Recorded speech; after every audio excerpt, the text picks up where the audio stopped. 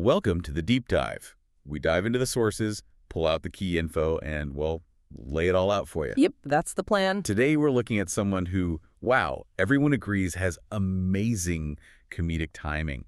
An actress who's navigated, all sorts of genres in Hollywood. Right, from basically being the queen of parody horror spoofs to leading a major sitcom, writing a bestseller, and now hosting a really influential podcast. That unscripted side is fascinating. It really is. We are diving deep into Anna Faris. Our sources, well, they cover everything. Her background, the career, highs and lows, personal stuff, how the media sees her. It's quite a story. The shift she made, from films like Scary Movie to a show like Mom, it's pretty remarkable. Totally. But what's really interesting, and you see this thread through all the sources, is how critics always loved her, even when they maybe didn't love the movie or the show itself. Exactly. The New Yorker even called her Hollywood's most original comedic actress. That's huge praise. It is. And that's kind of our mission today, right? To figure out how she pulled that off. Yeah. How did she build this career that's all about, killer timing, physical and verbal, and this, total fearlessness. She'll do anything for a laugh. Zero dignity sometimes. Absolutely. Willing to go there. So we want to find those key moments, those nuggets that explain how she can do the lowest brow comedy. Right. But still keep that critical respect. It's a real Hollywood puzzle. Okay, let's start cracking it. Yeah. We need to go back, way back, before a Scary Movie even happened, to the beginning. Right.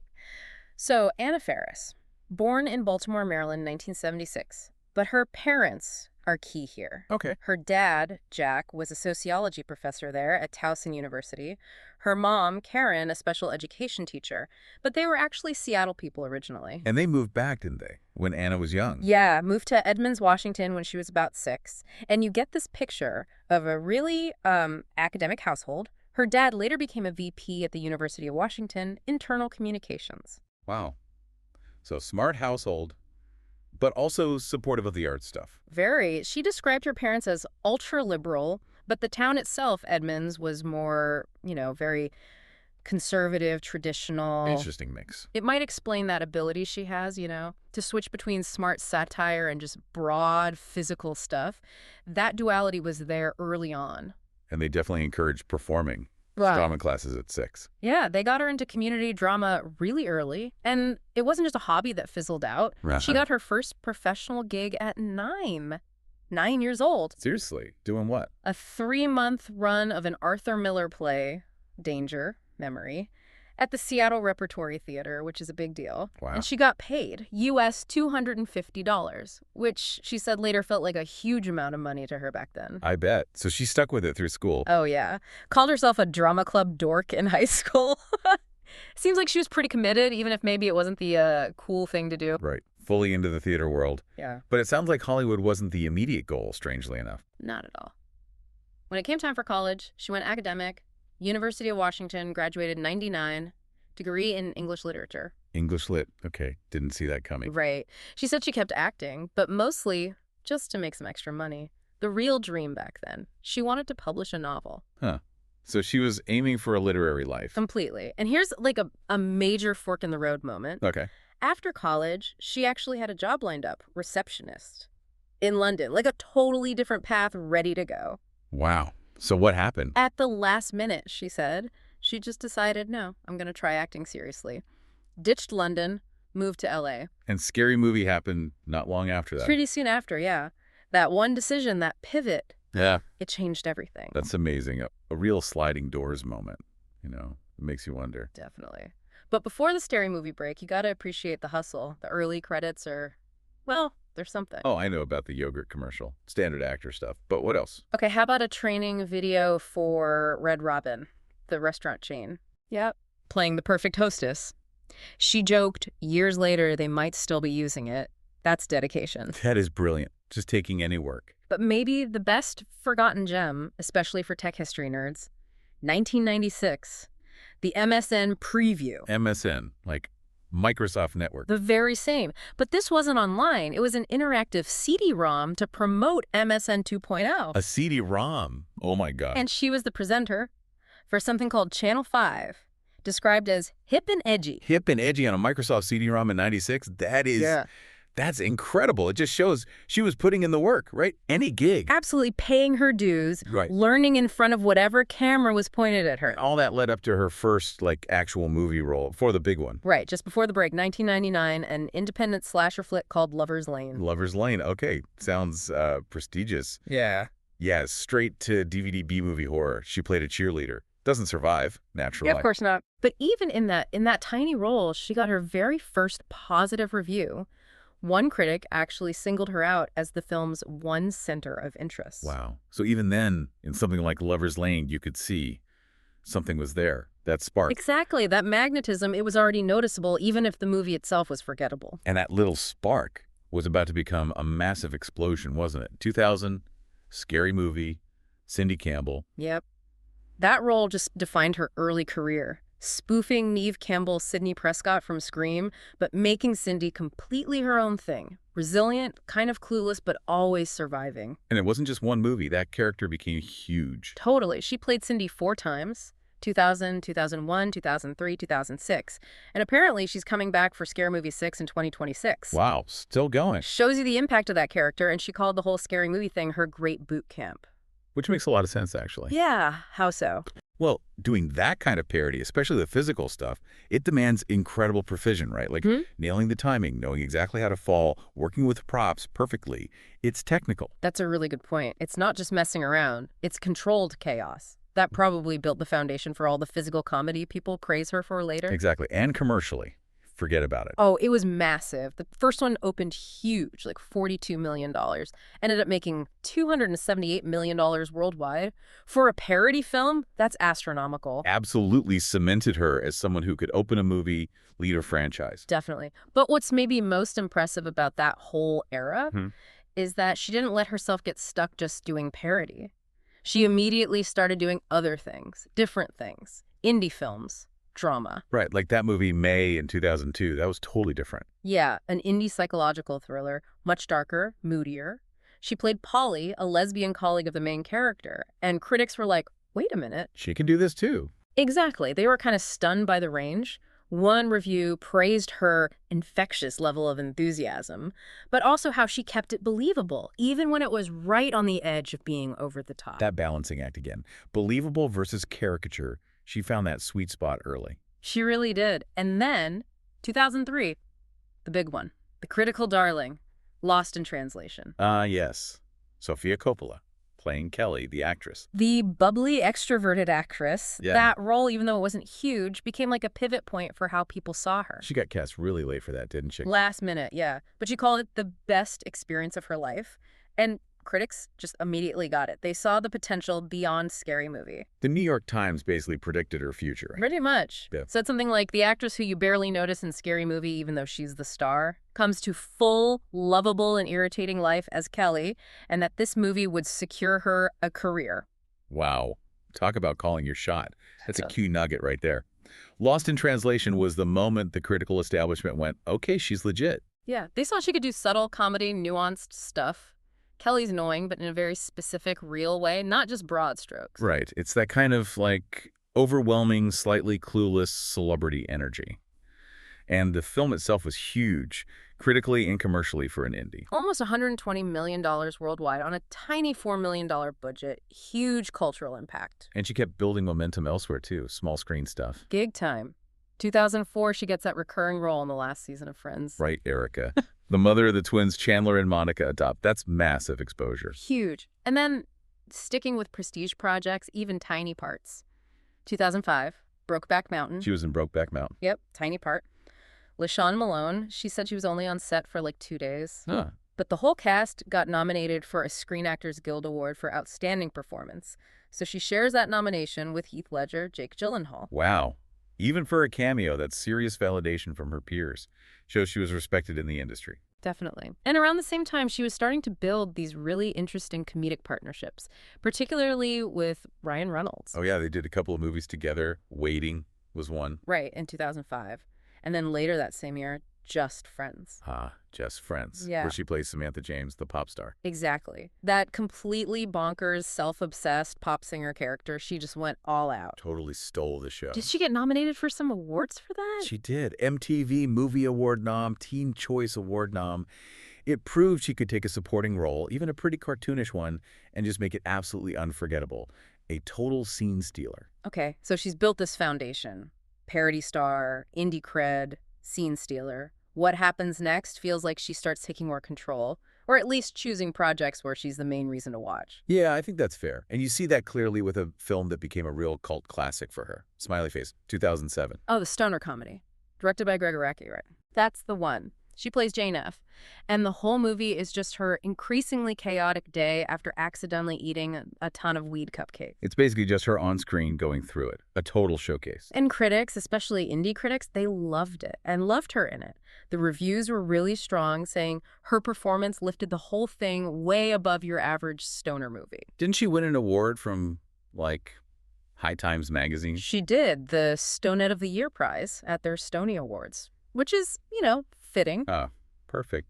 But seriously, it's fascinating how critics embrace that performance, that manic energy, the commitment to the character's total breakdown. They saw it as fearless, the internal monologues, the paranoia. She just dove in. And even now you see critics point to Smiley Face as one of her absolute best performances.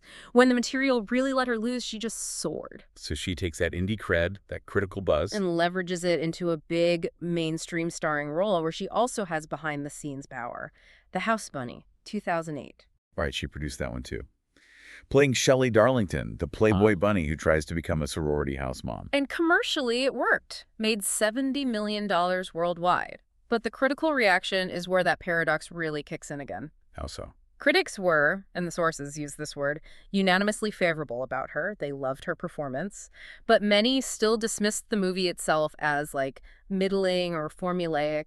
Her, again, being the best part of maybe not the best movie. Exactly. It's the recurring theme. Then she took a pretty sharp turn creatively. A much darker comedy. Observe and Report with Seth Rogen. Yeah, 2009. She played Brandy, this vulgar, hard-partying, makeup-counter employee. It felt like she was actively trying not to be charming or winsome. Going gets tight. Definitely. And that movie was controversial, very polarizing, especially that scene. The sex scene where her character is really intoxicated. Right. Our sources highlight that it sparked a big debate. Advocacy groups called it date rape. It really divided people. Is it trying to say something about toxic behavior, or was it just irresponsible? Yeah, that was messy. But it shows she wasn't afraid of difficult material, stuff that might cause a backlash, pushing boundaries. For sure.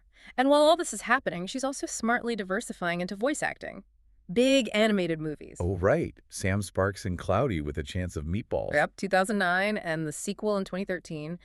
And she was Jeanette Miller, one of the Chipettes in the Alvin and the Chipmunks movies. That's smart. Uses her voice talent. Yeah. Reaches a totally different audience. Keeps her profile high. Exactly. But her next big live-action starring role, where she was also an executive producer, didn't quite land critically. Which one was that? What's Your Number? In 2011, with Chris Evans. Oh, okay. I remember that one vaguely. Critics pretty much agreed. She was sharp, her timing was great, but the movie itself, predictable boilerplate comedy. They felt her talent was, quote, wasted.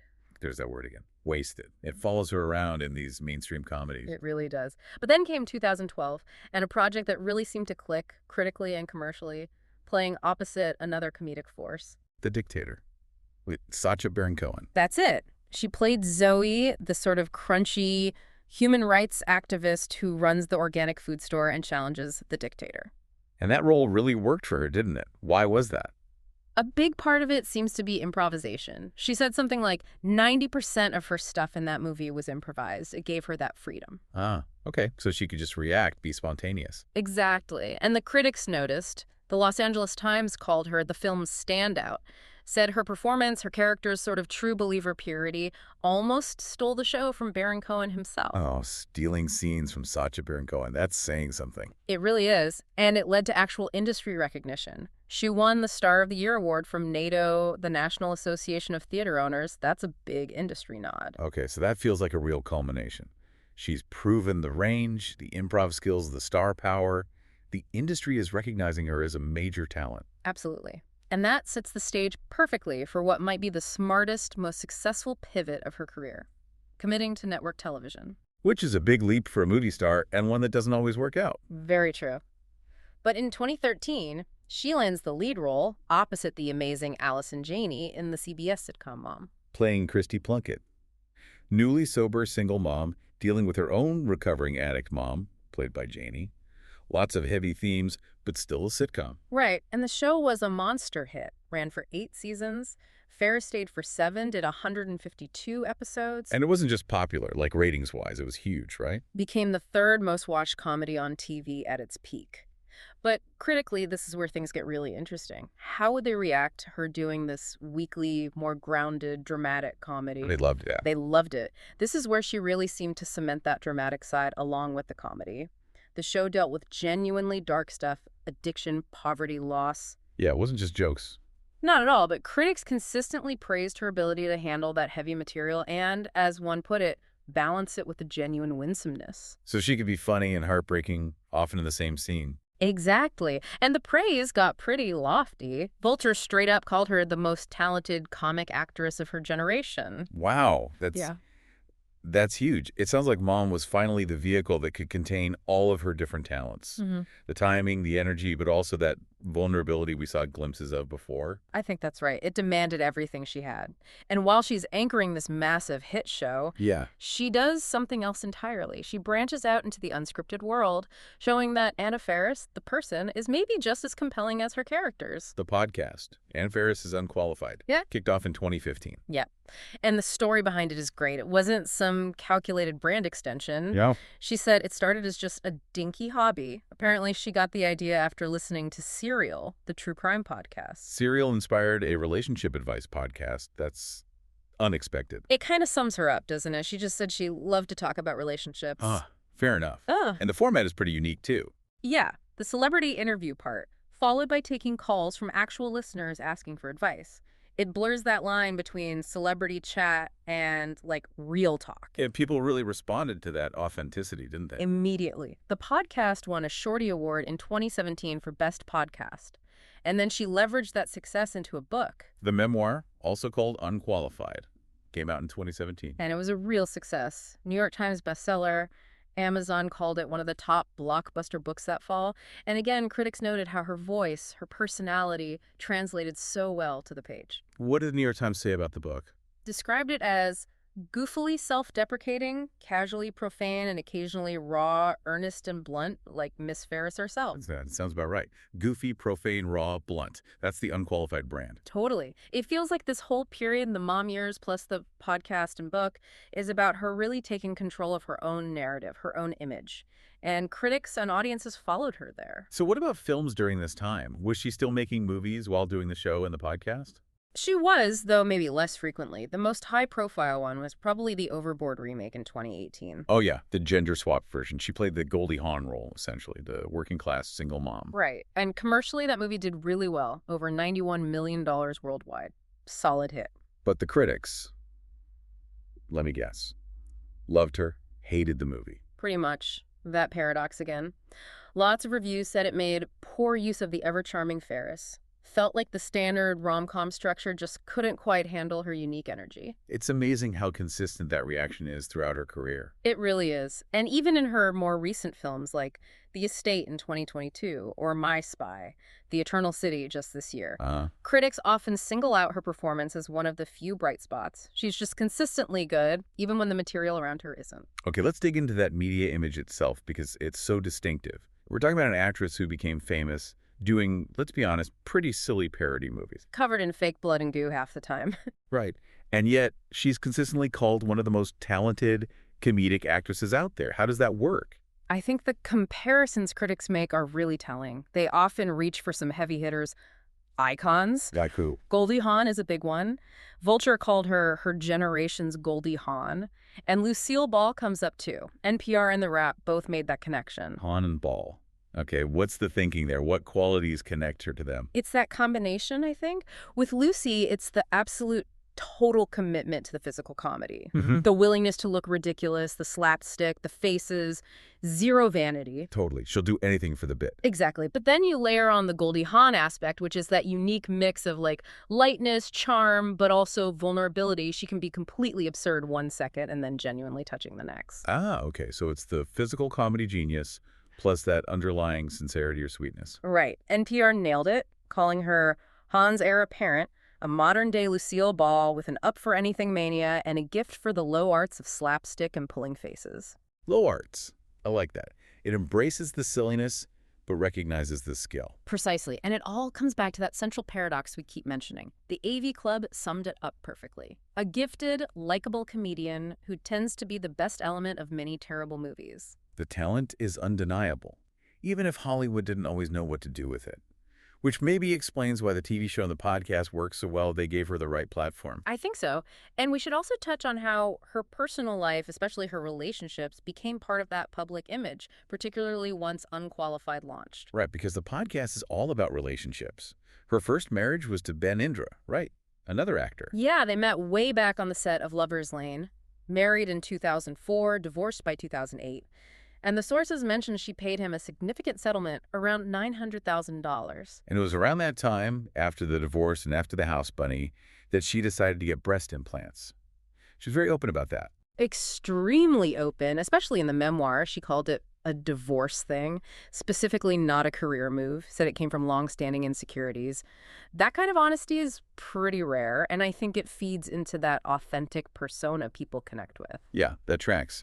Then, of course, the relationship everyone knew about. Chris Pratt. Met him in 2007 doing a table read for Take Me Home Tonight. They became a huge Hollywood couple pretty quickly. And they got married kind of spontaneously, didn't they? Eloped in Bali in 2009 while at a friend's wedding. Just decided to do it. Classic. And they have a son together. Yes, Jack. And his birth story became part of their public narrative, too. He was born really prematurely, 9 weeks early, spent a month in the NICU. They were very open about how scary that was. Adds another layer of that vulnerability. Then came the split, which was huge news. Massive news. Announced the separation in August 2017, divorce finalized late 2018. And the timing is significant. That separation happened right as her memoir and podcast, both focused on relationships and being unqualified, were taking off. That intersection of her public work and her private heartbreak must have resonated deeply with her audience. Yeah, you can see how that would create a strong connection. Made her seem even more relatable, maybe. Possibly. And she didn't stay single for long. Started dating Michael Barrett, a cinematographer she met on the set of Overboard in late 2017. And they're married now. Yep. Got engaged in 2020, confirmed they'd had a private courthouse wedding in Washington State sometime in 2021. Okay. So beyond the career and relationships, there have been some other pretty major personal events noted in the sources. Real life hitting hard. Definitely. There was that terrifying incident in 2019 over Thanksgiving, carbon monoxide poisoning at a rental cabin in Lake Tahoe. Oh, I remember hearing about that. She and her family got really sick. Yeah, they were experiencing weird symptoms called first responders and discovered the CO levels were dangerously high, like 6 times the max recommended level. Really scary reminder of, things outside the Hollywood bubble. Absolutely terrifying. And then more recently, something even more devastating. Tragically, yes. Earlier this year, 2025, her home in Pacific Palisades in LA was destroyed in the Palisades fire. Oh, man. That's awful. Losing your home like that. Just unimaginable. These are significant grounding life events that add another dimension to her public persona resilience in the face of real-world loss and danger, contrasting with the comedic roles. For sure. Despite all that, her career keeps moving forward, evolving. What's next for her? Well, looking ahead to 2026, she's got a big voice role lined up, Lily Pad in Toy Story 5. That's huge. Wow, Toy Story, okay. And she's also starring in a feature film called I, Object. And what's interesting there, she actually replaced another highly respected actress, Melanie Lynskey. Huh. Stepping in for Melanie Lynskey? That suggests the role has some real substance, maybe leaning into that darker comedy or dramatic territory again. Exactly. It feels like maybe projects are finally catching up to the potential critics saw way back with Lost in Translation, roles that use all of her talents. Hashtag outro. So when you pull back and look at the whole picture, Anna Faris's career is just this masterclass in, flexibility, isn't it? Yeah, navigating Hollywood at basically every level. Huge success with low-budget parody, then becoming this critically adored anchor of a major long-running sitcom. Right.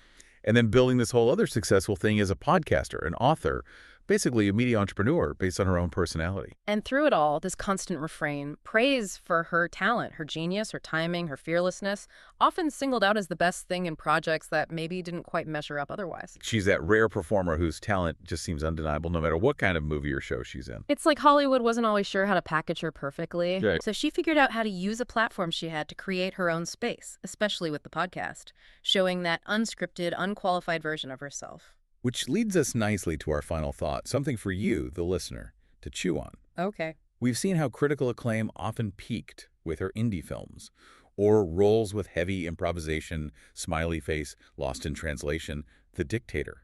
Much more so than the straightforward mainstream comedies. Right, where her talent was sometimes seen as wasted. Exactly. So, considering her upcoming projects, big animation like Toy Story, this intriguing film Object, where she replaced a dramatic actress, what does this ongoing variety tell us? What does it say about what makes a comedic star successful today? Interesting question. Does that kind of unique comedic genius like hers truly shine brightest when it's a bit unscripted, a bit indie, or maybe just allowed to be itself outside the constraints of a typical studio formula? Something to think about as we watch what she does next. Because you can bet it probably won't be predictable. Definitely not.